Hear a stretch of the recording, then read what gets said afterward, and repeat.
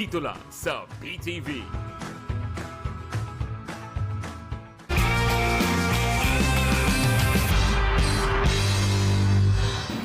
Nagbabalik ang Larigadon Live sa ilalim ng Executive Order Number 20 ng May 28, 2001. Pinagtibay ang pamamahagi ng malawakang pabahay bilang centerpiece program ng pamahalaan para sa poverty alleviation. Kaya naman ngayong gabi, bisita natin si National Housing Authority General Manager Joven Tay. Magandang gabi, General Manager Joven.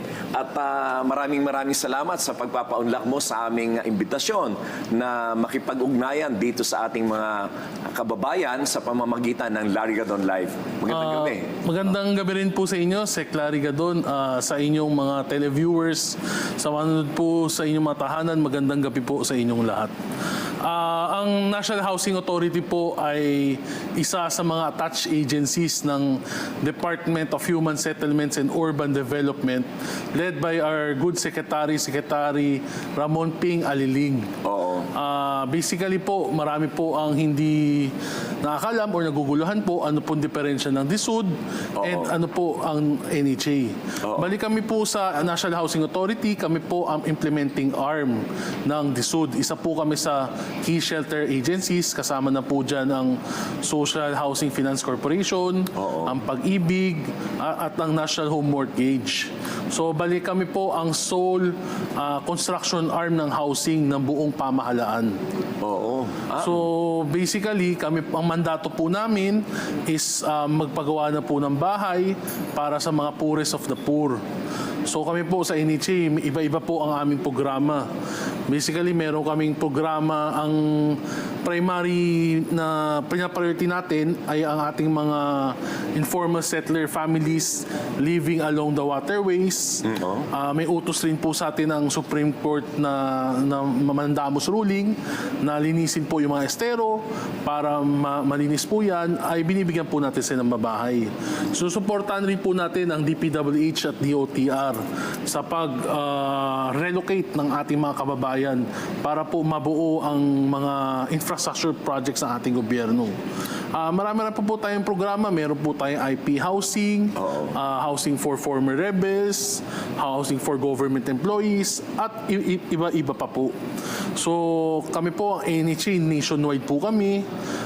Meron po kaming office sa lahat ng probinsya at nakikipag-ugnayan po kami sa mga LGU natin. Oo. Dahil na kayo pala ang lead agency dito sa pagpapatayo ng mga bahay para sa ating mga kababayan na magko-qualify dyan sa pabahay program ng ating pamahalaan, ay kayo ang pumipili ng mga site kung saan magpapatayo. So, paano naman kayo pumipili? Ano ang inyong panuntunan dito? Case to case po. Like sinasabi ko po, sabihin po natin for calamity housing, of course, kung saan po may kalamidad, doon rin po tayo nagpapatayo ng pabahay. And katulong po natin dyan ng LGU. Kumbaga, ang LGU po ang nagdodonate sa atin ng lupa. At kami naman po sa NHA ang magtatayo ng bahay doon sa lupa. With regards naman doon sa mga project natin with DOTR and DPWH, sisiguro po natin na hindi po sila mapapalayo. Kung saan po sila dati nakatira, na ISF sila, within that barangay or within that city rin po sila ililipat. Ayaw naman po natin na ma-display sila kasi naintindihan naman po natin na may mga anak po sila na nasa eskwelahan. Pag malayo po, baka maapektuhan po ang kanilang mga buhay. So, case to case po yan. May mga iba naman po with our partners with the LGU, sila naman po ang nagsasabi kung para saan lang mga employees, kung saan po nila gusto. So, iba po yan. Pero sa ganung paraan, kailangan mag-donate muna ng lupa ang LGU. Tama po. Either magdodonate sila o bibigyan nila kami ng use of rock para maapagtayo po ng mga low-rise and medium-rise building. Pero in any case po, kahit ano po pong lupa yan, sisiguro po namin na may mga criteria po kami, hindi po basta-basta pwedeng pag gusto nyo dyan na lang po. May mga criteria po kami, sisiguro po namin na malapit sa residential, commercial areas, within 2 kilometers, papasa po sa DNR with ECC permit and MGB, para siguro doon po safe po ang lugar lugar at hindi po binabaha at hindi po maaalangan yung pag-construct po ng pabahay ng gobyerno sa site na yan. Oo. Sino-sino ba ang maaari mag-qualify dito sa mga housing projects na inyong tinatayo? Kagaya nga po na naipaliwanag ko, iba-iba po kasi. Pag yung mga informal settlers po na living along that estero, sinusiguro po namin na sila rin po ang qualified at bibigyan ng bahay. Oo. Iniiwasan po natin dito na hindi po yung karapat-dapat ang mabibigyan ng pabahay. With regards to ng mga sa calamity, Oo. doon rin nakikipag-ugnayan po kami sa NDRMC. Dahil So kung sino yung talagang naging biktima ng mga kalamidad na naapektuhan doon sa lugar na yon, sila rin yung sila rin yung mag-qualify. Tama po yan. Oo. Yun, doon naman po sa mga alam ko po, may mga nagreklamo, hindi raw sila malakas sa barangay. Oo. Hindi raw sila malakas sa City Hall. Oo. Hindi daw sila nabibigyan, napupolitikan sila. Sila naman po, pwede sila directly mag-apply sa NHA. At i-validate po namin yan Oo. kung taga-roon po talaga sila. Pero iba naman ito doon sa mga sariling proyekto ng mga syudad o mga LGU na may sariling pabahay. Kagaya halimbawa nung sa Manila, kamakailan lamang ay nag-raffle sila ng mga qualified na residents na pwedeng bumili doon sa kanilang project dito sa may Sampaloc, Manila, Tama. sa malapit San Sebastian. Tama po. Oo. Iyon ay hindi yung proyekto ng NHA. Hindi po. That particular case po, hindi po. Pero nakikipag-ugnayan na rin po sila sa atin Oo. para magka-joint venture project na rin po kami sa iba't ibang LGU. Alam niyo po, Seclari, karamihan po ng project, I think 98% ng housing projects po ng government is from the National Housing Authority. Okay. Oo. So, siguro dapat din nating i-encourage yung mga local government units na magkaroon din ng sarili nilang pabahay dahil na marami dyan ang meron din naman talagang pondo na pwedeng ilaan dyan eh. Tama po. Ibig ko sabihin, wag naman nilang asahan na lahat ay kailangan national expenditures pa ang kanilang aasahan. Pero karamihan po dyan, Seclari, nakikipag-ugnayan naman po yung LGU sa atin. Kumbaga kahit hindi po natin main project, tulungan po natin sila through technical assistance. Technical assistance, oo. And other forms pa po dahil hindi po madali ang paggawa ng pabahay. And meron naman po mga LGU initiative na projects tapos medyo hindi natutuloy, nilalapit po sa atin sa NHA. Oo. So, tinutulungan pa rin po natin para makomplete po ang project. Kasi ang paggawa po ng pabahay, hindi po natatapos sa bahay. Oo. Ngayon nga po sa NHA, sa aking termino, hindi lang po bahay ang ginagawa natin. Kumbaga, nagbibigay na rin po tayo ng mga titulo. Okay. Maganda yan. Oo. Pero linawin natin na itong mga LGU projects na pabahay ay ang namimili dito ng mga maaring presidente ay ang LGU din. Hindi na through NHA. Sa lahat po na aming proyekto, ang namimili po ng beneficiaryo ay ang proponent o ang LGU. Ang Okay. sinusiguro lang po namin na binavalidate po namin.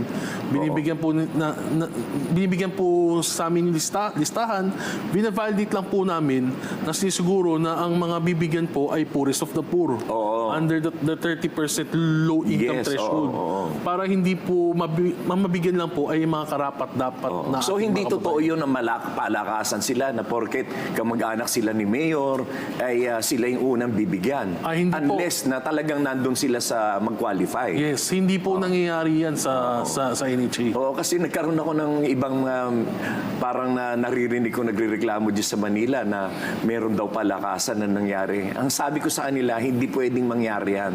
Hindi papayagan yan ng LGU na dadaanin sa palakasan. Kasi ang nangyari pala doon ay lahat ng mga qualified ay pinagsama-sama at niraffle kung sino ang mabubunot. Kaya hindi naman talaga matatawag na palakasan. At maganda pala na nakikipag-coordinate sila sa NHA. Tama po yan. Oo.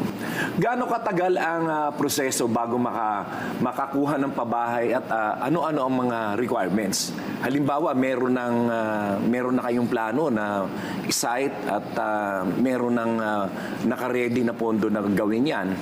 Gaano naman katagal ang proseso ng pag-apply ng isang residente na pwedeng maging awardee para dyan sa pabahay?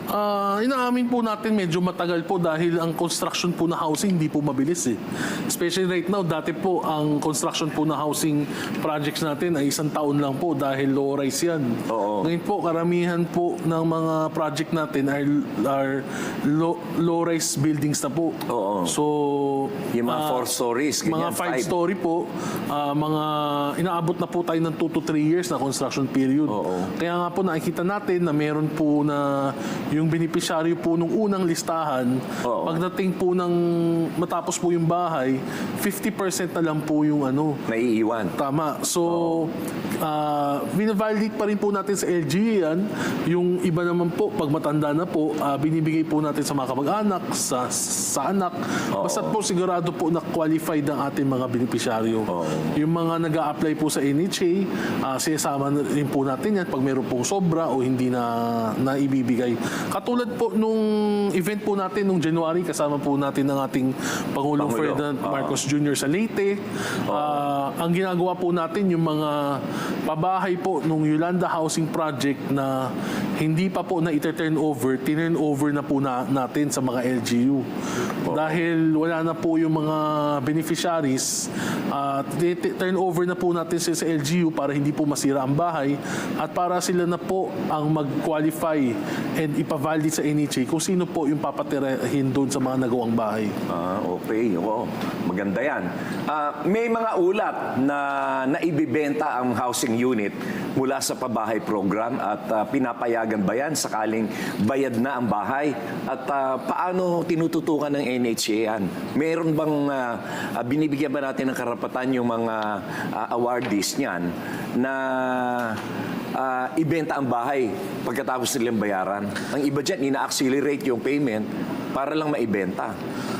Tama po yan, Sec. Larry. In fact, minomonitor po natin yan sa Facebook, sa marketplace. Marami po tayo nakikita na NHA housing for sale. Pero makikita rights only. Kumbaga, hindi po siya legal Yung titulo, hindi yung hindi titulo. hindi po titulo. Bali, ang socialized housing po ng National Housing Authority, hindi po pwede ibenta within 10 years. Na-prescribe po yan sa ating batas. At yung mga bumibili naman po, scam po yan dahil pag nahuli po namin kayo, paalisin rin po namin kayo at babalik po ang bahay sa National Housing Authority para ibigay po sa mga karapat-dapat nating kababayan. So, mapo-forfeit din yon. Tama po. So, Kaya sinasabi dapat ko nga, pala mawarningan natin ang ating mga kababayan na huwag kayong basta bibili ng rights pagka ang project ay yung sa NHA na nakalaan talaga para doon sa mga tao na requalified lang. Tama po. Paano kung halimbawa yung nagbumili ay qualified din naman? i-check po Kaya lang namin hindi yan. naman dumaan sa inyong pagsusuri. I-check po namin kung qualified po sila, isasama po namin sila sa pila. Pero mag-raffle pa po kung makakuha. Hindi. Pero masasayang pa rin po yung binayad nila. Dahil mag-i-start pa rin po sila sa grade 1, kumbaga sa zero. At hindi po nila I-credit yung nabayad po nila kung kanino doon man sa yun. former owner. Nakikita or po occupant. natin na binibenta po yan, 100, 200,000 pesos. Ang mura. Marami pong bumibili. Kaya hindi po natin masabi na hindi po maganda ang housing ng NHA. Dahil marami pong bumibili. Marami kahit rights bumibili. lang. Oo nga, oo. Ngayon, ang naging priority ngayon ng NHA ay yung mga vertical, yung mga 4 to 5 stories. Yan ang mas inyong binibigyan ngayon ng konsentrasyon. Hindi na yung mga single detached units. Sec. Larry, i-clarify ko lang po, hindi po naman po priority ng NHA na gumawa po ng vertical housing at wala na po yung mga horizontal projects natin. Ang binibigay po natin sa ating mga kababayan ay option. Para meron po silang option dahil mahal na po ang lupa sa Metro Manila. Oo nga, oo, and sa mga key cities. So ang ginagawa po natin ay puro low low-rise buildings, mga 5-story. Pero binibigyan din po natin sila ng option kung gusto po nila ng in-city, near-city, o off-city. Kumbaga, meron silang opportunity na magkaroon ng pabahay sa in-city, yung mga low-rise. Pag off-city naman po, medyo malayo sa kanilang probinsya. Pero bahay at lupa nga po yun. Kumbaga, yun yung mga low-rise sa traditional housing natin. Ang utos po ng ating Pangulong Ferdinand Marcos Jr. is bigyan po ng pag-asa at bagong buhay ating mga kababayan. Kaya may ginawa po kaming bagong housing model na kinoconstruct pa lang po. Ang tinatawag po natin dyan, ang rental housing.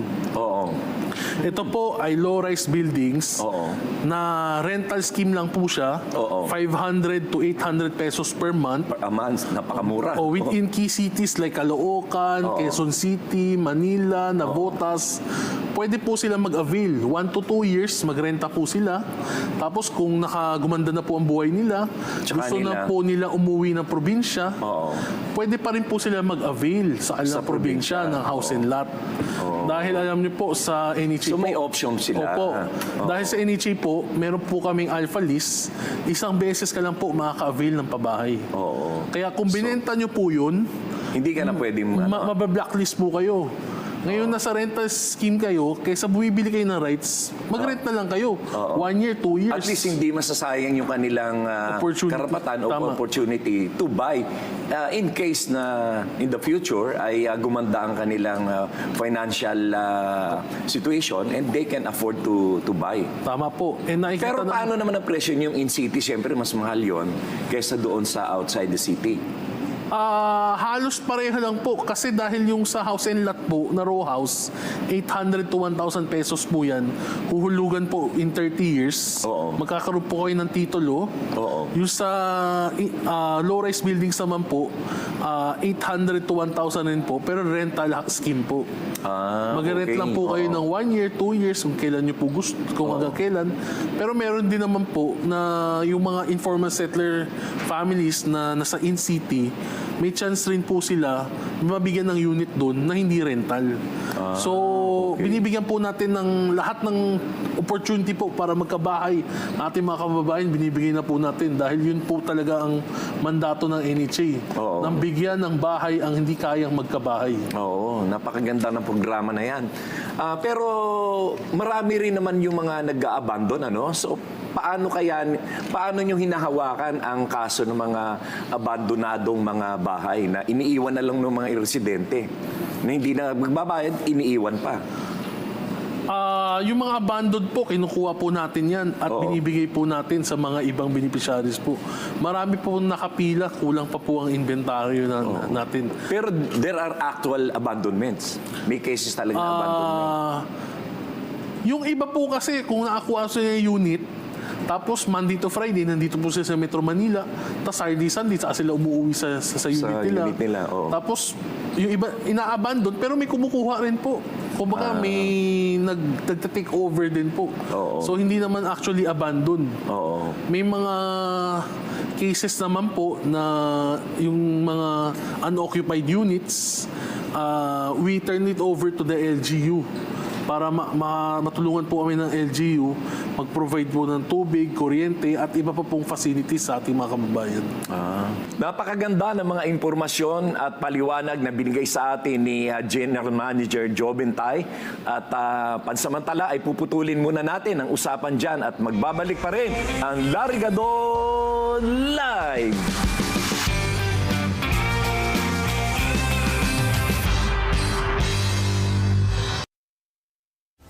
Congratulations to PTV's newly appointed General Manager, Miss Malu Choa Fagar. Ading Fernando, Lifetime Achievement Awardee at the 37th PMPC Star Awards for Television. For her leadership and decades-long work in television production, sa pagiging haligi sa industriya ng telebisyon, saludo po kami sa inyo.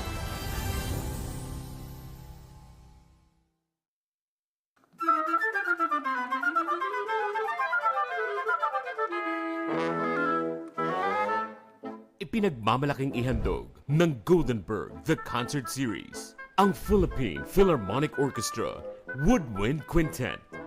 5 batikang alagad ng sining ang maghahatid ng mga espesyal na himig. Halina't sumama sa isang gabi ng kultura, alaala at musika.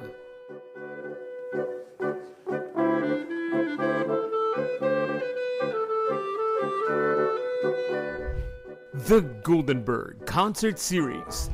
Dito lang sa inyong People's Television. Hindi lamang instrumento ng pagkakaunawaan.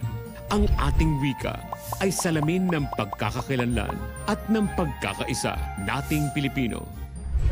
Kaya ating ipagmalaki, gamitin at mahalin ang wikang sariling atin.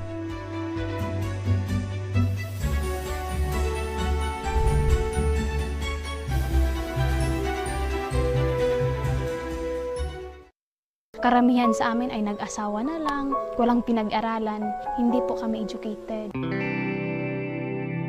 Bakit ipinanganak ako na IP ako na parang walang mga opportunity na para sa amin? Nagbabaon kami, kanin lang, ang ulam, bagoong, gano'n. Talagang wala nang kaya ang magulang ko. Hango sa kwento ng mga totoong tao.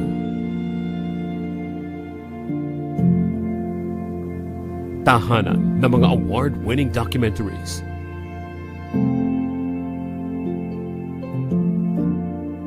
Public Eye sa PTV.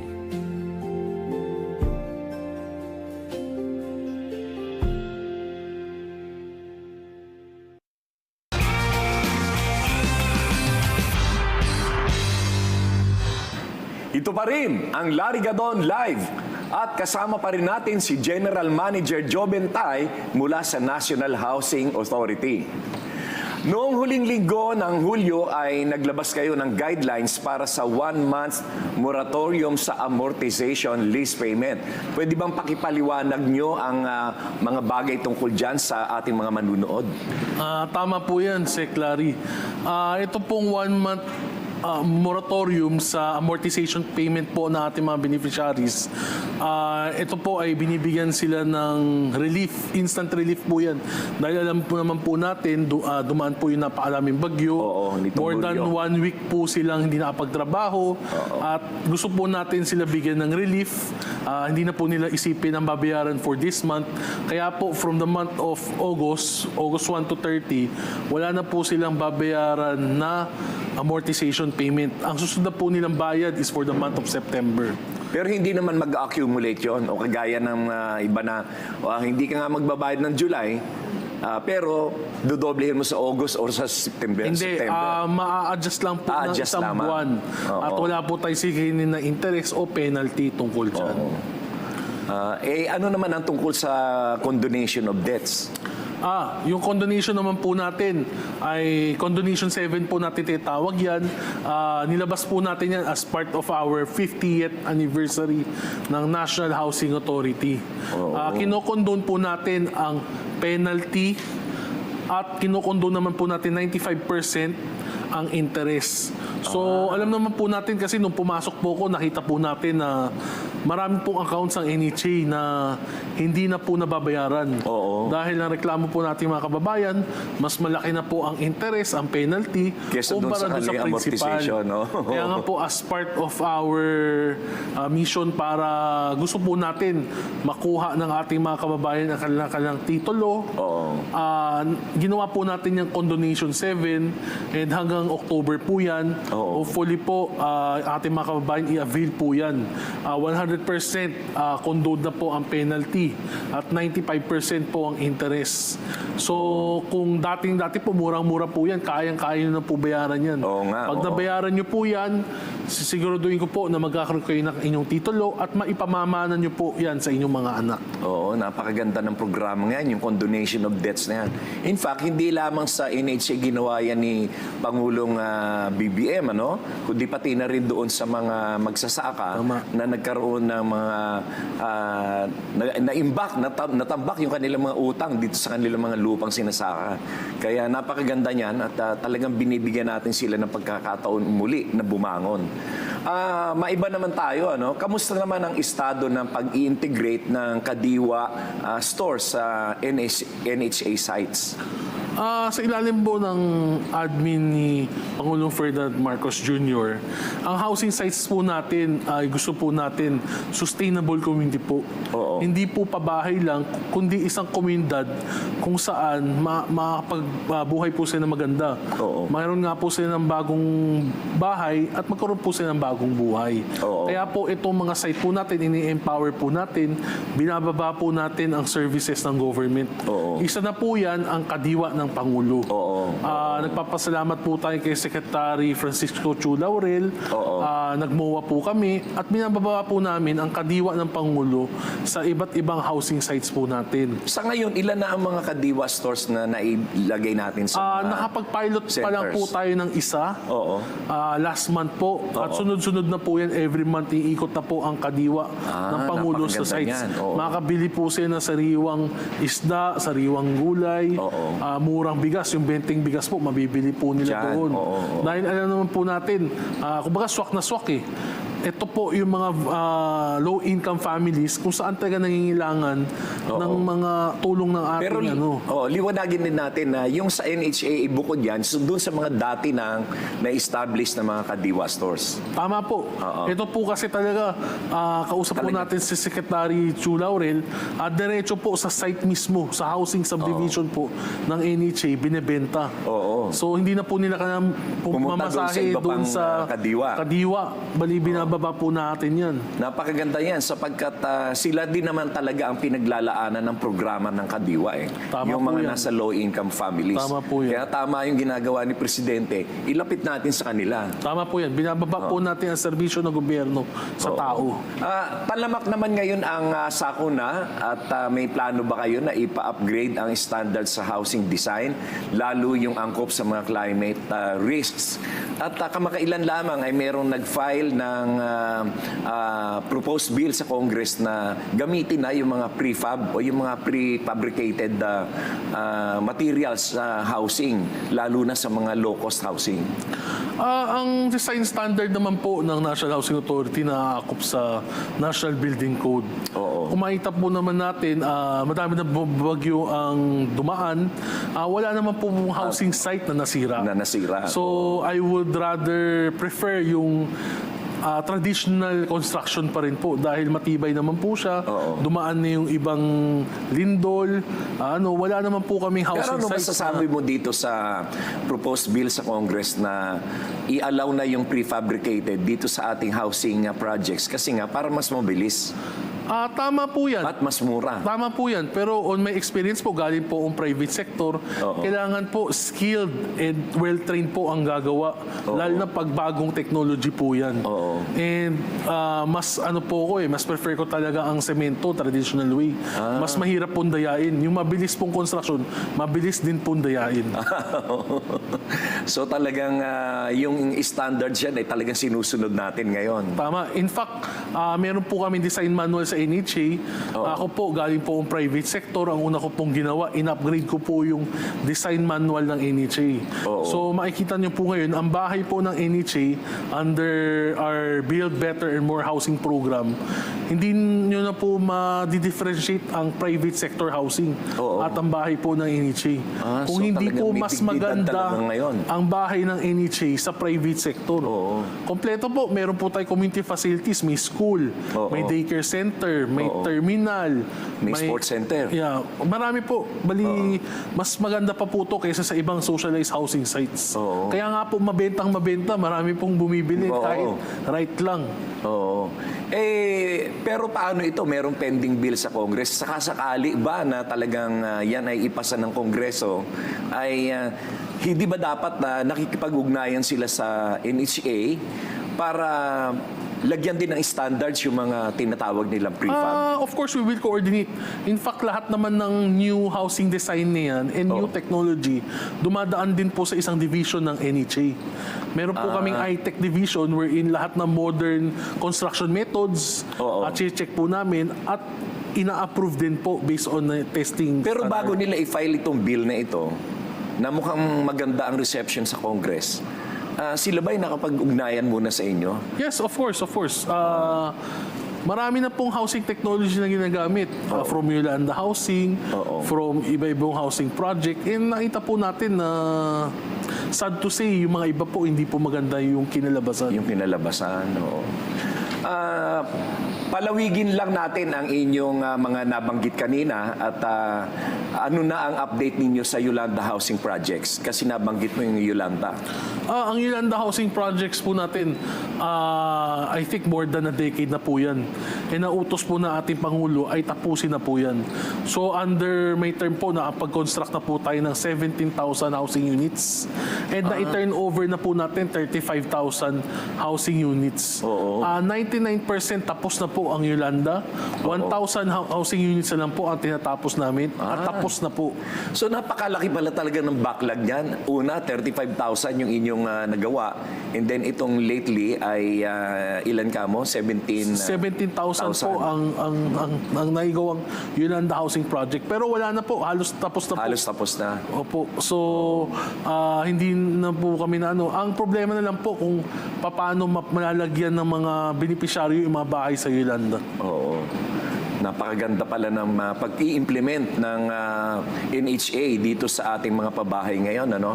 Baka meron pa kayong hindi nasabi kanina o hindi naipaliwanag o mga hindi ko naitanong ay maaari bang bigyan yung ating mga kababayan ng mga karagdagang impormasyon at paliwanag ng tungkol sa mga ginagawa ng NHA ngayon at sa ating mga housing projects. Kaya bibigyan ko kayo ng pagkakataon na makipag-ugnayan sa ating mga kababayan. Sa ating mga kababayan po, unahin ko po yung mga beneficiaries po ng National Housing Authority. Meron po tayong Condonation 7 ngayon kung saan binibigyan po natin as part of our 50th anniversary po, binibigyan po namin kayo ng pagkakataon upang linisin po ang inyong mga account. 100% po ng penalty ay i-condone natin. 95% po ng amortization at interest.